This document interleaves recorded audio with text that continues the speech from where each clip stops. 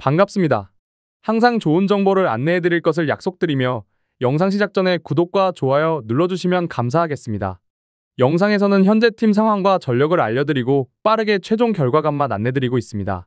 더 정확한 실시간 분석 정보를 원하시는 분은 영상 하단에 댓글을 확인해 주시면 되겠습니다. 이어서 분석 시작하도록 하겠습니다.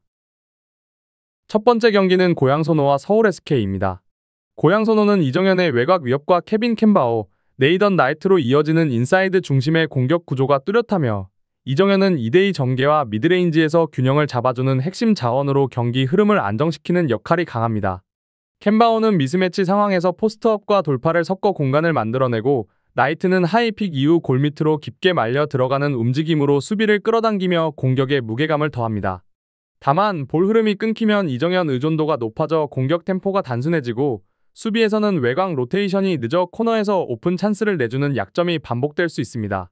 그래서 주전 라인의 개별 능력치는 좋지만 벤치 기용과 세트플레이 완성도에서 기복이 남아있는 팀이라는 인상이 여전히 강합니다.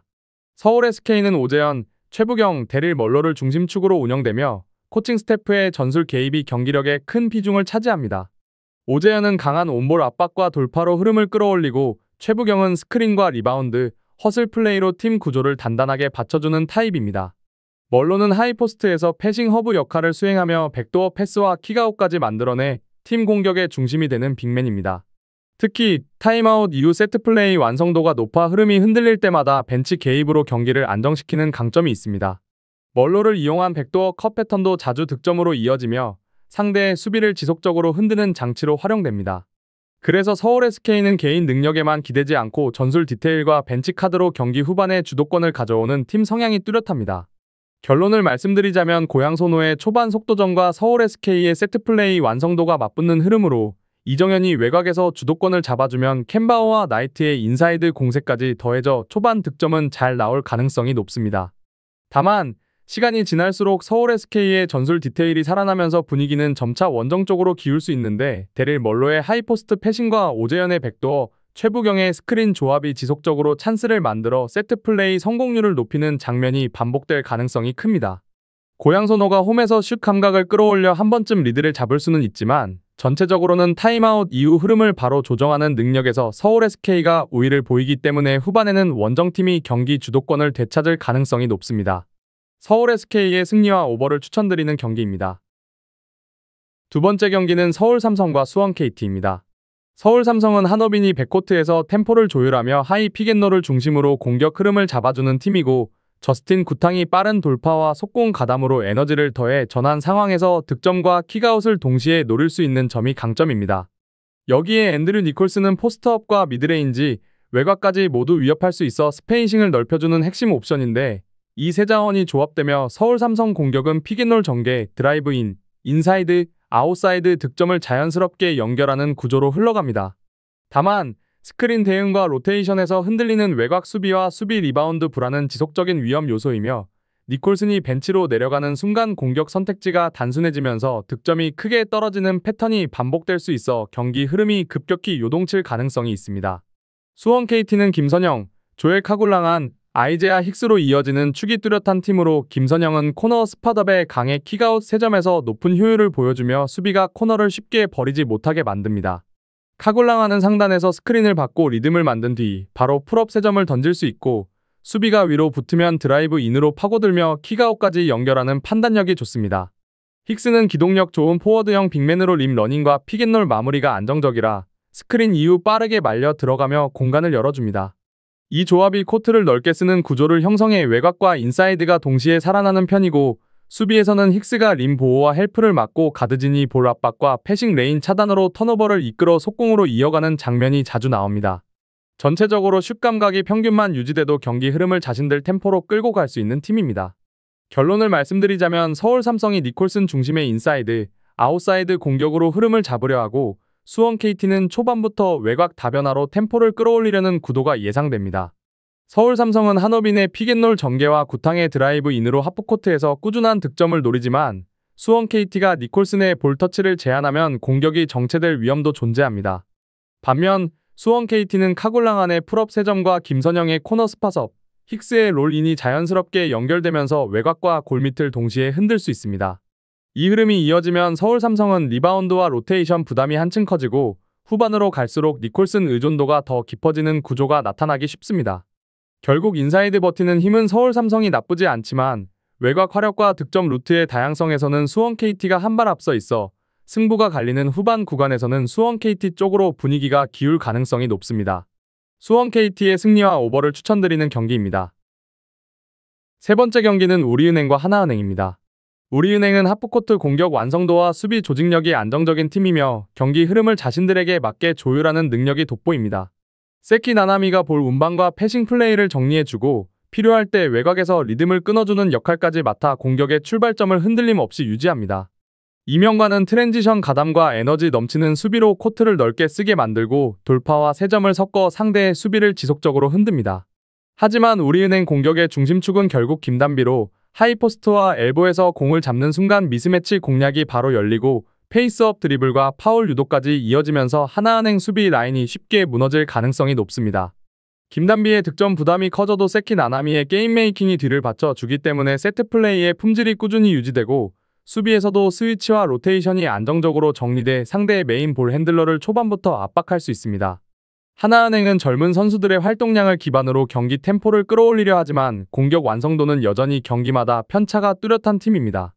박소희가 볼 전개를 책임지지만 강한 압박을 만나면 동선이 흔들리며 효율이 떨어질 수 있고 정혜림은 외곽 리듬만 잡히면 연속 득점이 가능하지만 슛감이 식는 순간 존재감이 급격히 줄어드는 유형입니다. 지난이 골밑에서 체격과 힘으로 버티지만 파울 관리에 실패하는 순간 페인트존이 쉽게 비워질 위험이 있고 김단비를 막기 위해 헬프를 과하게 붙을 경우 코너에서 오픈 3점을 허용할 확률도 높습니다. 전환 상황에서 속도를 내고 싶어도 디펜시브 리바운드가 흔들리면 공수 전환 자체가 막히는 흐름이 길어질 수 있으며 하프코트에서는 스크린 대응 커뮤니케이션이 매끄럽지 않아 핸드오프와 픽앤롤이 섞이는 장면에서 수비가 엇갈리는 문제가 반복될 가능성이 큽니다.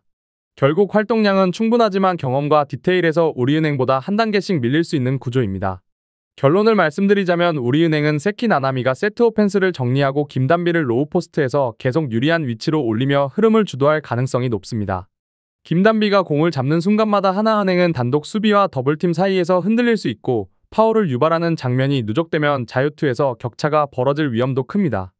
하나은행은 박소희와 정혜림의 외곽이 터져야 하지만 우리은행의 빠른 로테이션을 뚫지 못하면 오픈 찬스가 제한될 수 있으며 지난해 파울 관리에 실패하는 순간 세컨드 찬스 생산도 어려워집니다. 반면 우리은행은 리바운드 이후 속공까지 전개할 수 있어 경기 흐름을 안정적으로 유지할 준비가 되어 있으며 클러치에서의 결정력과 로스터 안정감도 오히려 후반으로 갈수록 무게가 우리은행 쪽으로 쏠릴 가능성이 높습니다. 우리은행의 승리와 언더를 추천드리는 경기입니다. 네 번째 경기는 한국전력과 OK저축은행입니다. 한국전력은 최근 에디와 김정호의 공격 흐름이 뚜렷하게 살아나면서 측면 화력이 꾸준히 높아지고 있습니다. 에디는 라이트에서 백어택과 오픈을 모두 책임지는 스타일이라 랠리 후반에도 강한 결정력을 보여주고 중요한 시점마다 나오는 서브 에이스가 상대의 리시브를 흔들며 서브 런까지 만들어주는 점이 큰 힘이 됩니다. 김정호는 레프트에서 코스를 세밀하게 활용하며 블로킹을 흔들고 터치 아웃 득점을 안정적으로 쌓아줍니다. 전진선은 중앙에서 속공과 블로킹으로 라인을 단단히 잡아주고 김주영은 템포 조절을 통해 사이드와 중앙 공격을 균형 있게 풀어가며 블로킹 집중을 분산시킵니다. 이런 흐름 속에서 한국전력은 서브로 분위기를 먼저 잡은 뒤 중앙 속공과 양쪽 강타를 연계하는 입체적인 공격 패턴으로 홈 경기에서 주도권을 가져갈 가능성이 높습니다. OK저축은행은 디미트로프의 고공 강타를 중심으로 공격을 풀어가는 팀이며 그는 라이트에서 높이와 파워를 바탕으로 연속 득점을 만들어내는 확실한 스코어러입니다. 정광희는 레프트에서 리시브와 공격을 동시에 책임지며 사이드 아웃 상황에서 안정적인 해결책이 되고 있습니다. 다만 리시브가 흔들리는 순간 세터 연결이 불안해지며 오데이와 박창성의 중앙 활용도가 크게 떨어지고 볼 배분이 자연스럽게 디미트로프에게 과하게 몰리면서 공격 패턴이 단조로워지는 문제가 나타납니다. 원정에서는 초반 서브 범실과 커뮤니케이션 미스가 반복돼 흐름을 쉽게 내주는 경향도 남아 있습니다. 결국 OK저축은행은 디미트로프와 정광인의 화력은 충분하지만 리시브 안정성에 따라 경기력 변동 폭이 매우 큰 팀이라고 볼 수 있습니다. 결론을 말씀드리자면 한국전력은 에디의 강한 서브와 김정호의 안정적인 해결력을 중심으로 초반 템포를 끌어올리는 방식이 유효하며 전진선의 중앙 속공이 살아나는 순간 김주영이 빠른 템포로 블로킹 타이밍을 흔들 수 있습니다. 반면 OK저축은행은 전광인의 리시브가 버티는 시간 동안 디미트로프의 고공 화력을 유지해야 하지만 리시브가 흔들리면 공격 패턴이 단조로워지는 위험이 커집니다. 한국전력이 홈에서 서브 강도를 높이면 OK저축은행은 디미트로프 의존도가 높아지고 수비 라인의 반응도 무거워질 수 있어 현재 흐름을 고려하면 서브런으로 브레이크 포인트를 만들 가능성은 한국전력 쪽에 조금 더 유리합니다. 한국전력의 승리와 오버를 추천드리는 경기입니다. 마지막 경기는 GS칼텍스와 페퍼저축은행입니다. GS칼텍스는 실바에게 공격 비중이 크게 쏠린 구조라 랠리가 길어질수록 체력 부담이 집중되는 흐름이 나타납니다. 실바는 어떤 각도에서도 득점을 만들 수 있지만 리시브가 흔들리면 세터와의 호흡이 불안해지며 효율이 떨어지는 구간이 생깁니다. 레이나는 코스를 넓게 활용하며 라인샷과 크로스를 모두 가져가지만 리시브와 공격을 동시에 소화하는 날에는 세트 후반으로 갈수록 완성도가 낮아지는 단점이 있습니다. 유서연은 리시브와 디그를 중심으로 안정감을 주지만 공격 옵션으로는 활용도가 제한적이며 최유림은 넓은 수비 범위를 갖고 있어도 블로킹 높이가 낮아 부담이 커집니다. 그래서 첫 패스가 흔들리는 순간 중앙과 시간차 루트가 사라지고 실바 중심의 단조로운 패턴으로 몰리면서 상대의 블로킹에 읽힐 위험이 커지는 팀입니다. 페퍼저축은행은 시마무라의 중앙 블로킹을 중심축으로 두고 박은서, 이한비, 박정아로 이어지는 사이드 화력을 더해 공격 변화를 만들어가는 팀입니다. 시마무라는 높이와 타이밍이 안정적이라 상대 중앙 루트를 묶는데 강점을 보이며 박은서는 빠른 스윙과 코스 공략으로 블로킹 사이를 파고들어 득점 효율을 높입니다. 이한비는 라이트에서 백어택과 강타를 모두 가져가며 서브 압박까지 더해 경기 흐름을 흔드는 역할을 하고 박정아는 세트 후반의 해결사 역할을 맡아 분위기를 전환하는 중요한 옵션입니다. 특히 페퍼저축은행은 세트가 진행될수록 세터의 볼 배합이 정교해지면서 속공, 백어택, 파이프까지 다양하게 열리고 이 과정에서 상대의 블로킹 집중력이 흔들릴 가능성이 큽니다. 여기에 특정 리시버를 향한 타깃 서브가 효과적으로 들어가는 날에는 GS칼텍스가 리시브 라인을 안정시키기 어려워 연속 실점 구간도 쉽게 만들어지는 팀입니다. 결론을 말씀드리자면 GS칼텍스는 실바에게 볼이 몰리는 순간 공격 패턴이 단순해질 위험이 커지고 레이나와 유서연이 동시에 리시브와 공격을 맡아야 하는 구조라 서브 타깃이 집중되면 세터 선택 폭이 좁아지는 흐름이 나옵니다. 반면 페퍼저축은행은 초반에는 강타 중심으로 템포를 띄우다가 중반 이후부터 속공, 백어택, 파이프까지 배합을 넓히며 GS칼텍스 블로킹을 계속 흔드는 운영을 가져갑니다. 시마무라의 중앙 속공이 살아나는 순간 GS칼텍스는 중앙을 의식하느라 사이드 블로킹이 늦어지고 박정아, 박은서, 이한비가 균형 있게 득점을 이어갈 수 있습니다. 세트 후반으로 갈수록 페퍼저축은행 세터들의 패턴 변화가 더 정교해지는 만큼 GS칼텍스는 실바 의존도가 높아질수록 블로킹 집중 견제가 어려워지는 흐름이 만들어집니다. 결국 패턴 변화와 서브 공략에서 앞설 가능성이 큰 페퍼저축은행이 랠리 주도권을 가져갈 확률이 높습니다. 페퍼저축은행의 승리와 오버를 추천드리는 경기입니다. 추가적인 조합을 원하신다면 구독과 좋아요를 눌러주시면 감사하겠습니다. 더 다양한 경기에 대한 세부적인 분석과 결과가 궁금하시다면 영상 하단의 댓글을 확인해 주시면 되겠습니다. 프로토가 처음이신 분들 혹은 프로토를 좋아하는데 적중률이 낮으신 분들께서는 유튜브에 계시는 여러 명의 전문가들의 영상을 시청하면서 도움을 받아서 수익률을 극대화하시는 것도 괜찮은 방법입니다. 프로토는 단지 운으로 하는 게임이 절대 아닙니다. 모든 분야의 전문가들이 존재하듯 프로토 분명 전문가들이 존재합니다. 경기 시작 전에 다양한 분석 자료 확인은 필수이며 가장 중요한 정보력이 수익의 80% 이상 지분을 차지하고 있습니다.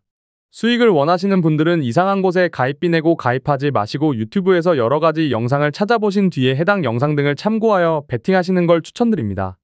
오늘도 영상을 시청해주셔서 감사드리며 행복한 하루 되시길 바랍니다.